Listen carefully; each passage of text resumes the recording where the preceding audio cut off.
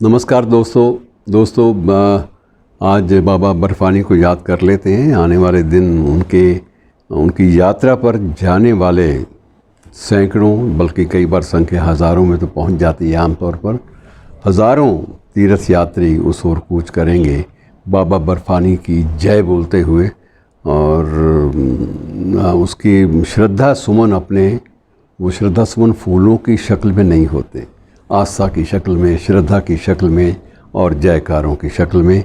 ये सभी अपनी अपनी श्रद्धा के, आस्था के जो भाव हैं उनको वहाँ बाबा के सामने, भोले शंकर के सामने प्रस्तुत करने के लिए लोगों का जो जाना है, यात्रा की शुरुआत वो शीघ्र ही आरंभ हो जाएगी। और इसके लिए पहले आजकल बाकायदा पंजीकरण होता है, और अब पुराने वक्त तो रहे नहीं, अब साधन भी बड़े ठीक ठाक हो गए हैं। और सबसे बड़ा जो संकट आतंकवाद के दिनों में इन यात्रियों को भोगना पड़ा है पिछले कुछ वर्षों में, उससे भी बचाव के सभी उपाय किए जा रहे हैं। कई लोग प्रश्न भी करते हैं कि बाबा संकट में कभी आ ही नहीं सकते। बाबा तो नहीं आ सकते, इसमें कोई संदेह नहीं है जहाँ तक आस्था का सवाल है।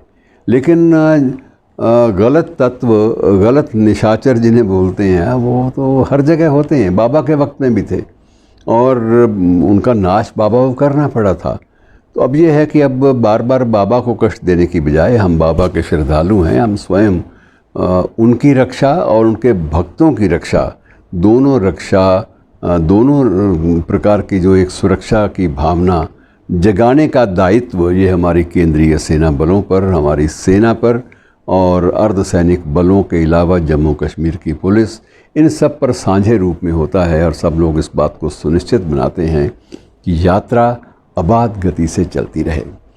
अब दूसरा जो पहलू आता है सुरक्षा का, सुरक्षा के अलावा दूसरा पहलू ये आता है कि बाबा का जो शिवलिंग है कई बार जल्दी पिघलने लगता है। अब उसको कैसे सुरक्षित रखा जाए, क्योंकि वो शिवलिंग का जो पिघलना है उसमें भी हमारी मानवीय भूलें हैं। वो जो गुफा है, गुफा में जो भक्तों की जो सांसों की गर्मी है वो भी एक वातावरण को बदलती है। और बीच बीच में लोग अपने मोबाइल फ़ोन लिए फिरते हैं। मोबाइल फ़ोन की जो किरणें हैं, इनकी भी रेडिएशन, उसका भी प्रभाव अंदर की जलवायु, सीमित जलवायु पे पड़ता है। तो बहुत सारी ऐसी चीज़ें, बहुत सारे ऐसे उपकरण हैं। फिर कुछ लोग बहुत भाव विवल होकर भावाद्रेक में प्रयास भी करते हैं शिवलिंग को छूने का, या उसका जल थोड़ा सा लेके गीलापन अपनी आँखों पे लगाने का।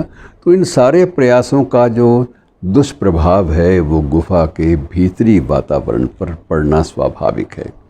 अब उसके लिए कुछ उपाय किए गए हैं, और जो हमारा अमरनाथ यात्रा श्राइन बोर्ड है उसने इस बार कुछ एक नए प्रयोग भी किए हैं कि बाबा का जो शिवलिंग है उसको एक ऐसे वातानुकूलित शीशे के, कांच के एक फ्रेम में रखा जाए, ताकि किसी भी तरह से ये बाबा का जो स्वरूप है ये लंबी अवधि तक बचा रह सके और श्रद्धालु अधिक से अधिक संख्या में इसके दर्शन कर सकें।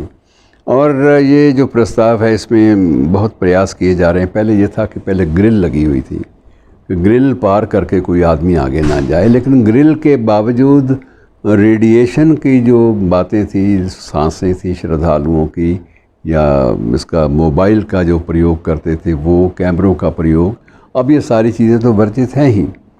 इनकी वर्जना के साथ साथ ये है कि श्रद्धालुओं की जो सांसें हैं उष्णता से भरी हुई, वो भी बाबा तक ना पहुँचे। शिवलिंग को वो भी कहीं भी थोड़ा सा भी खरोंच ना डाल पाएँ। इस सारे के सारे जो एक प्रकार से विषाक्त माहौल बनता है उससे दूर रखने के लिए शिवलिंग को और अधिक समय तक उसको स्थायित्व देने के लिए ये प्रयास किया जा रहा है कि इस बार कांच की दीवार से, वैसे भी देश भर में अब बड़े बड़े राजनेता भी तो कांच की दीवार, तो हमारा बर्फानी बाबा अगर कांच की दीवार के भीतर रहता है तो उसका कारण सुरक्षा का नहीं है, उसका कारण ये है कि जो असुरक्षा की भावना, जो जलवायु में बदलाव या भीतर के जो एटमॉस्फेयर है, भीतर का जो वातावरण है, उसमें जो बदलाव भक्तों की वहाँ मौजूदगी से होता है, उन सब में शिवलिंग को उन सब से बचाना बहुत ज़रूरी है। और ये इसी बात के लिए एक कांच की दीवार के पीछे बाबा को इस बार रखने के प्रयास हो रहे हैं। आपको थोड़ा सा आपको वैसे पता ही है कि ये 14,500 फुट की ऊंचाई पर ये गुफा स्थित है और इसमें आपातकालीन स्थितियों में हेलीकॉप्टरों के उतरने की भी व्यवस्था की गई है और कुछ लोग हेलीकॉप्टर से यात्रा भी करते हैं। ये सारी चीज़ें, हेलीकॉप्टर का शोर, उसका जो है प्रदूषण उसके द्वारा जितना भी फैलता है थोड़ा बहुत, उन सब चीज़ों का असर उस वातावरण पे पड़ना स्वाभाविक है। और ये तो पाबंदी लगाई दी गई है कि गुफ़ा के भीतर फ़ोटोग्राफी नहीं होगी। ये भी पाबंदी लगा दी गुफ़ा के भीतर स्विच ऑफ करके भी आप अपना मोबाइल नहीं ले जा पाएंगे। तो बहुत सारी चीज़ें जो हैं वो ऐसे उपाय किए गए हैं ताकि ये शिवलिंग जो है अधिक समय तक श्रद्धालुओं के लिए अक्षुण्ण बना रहे और उसकी जय जयकार लोग करते रहें। धन्यवाद।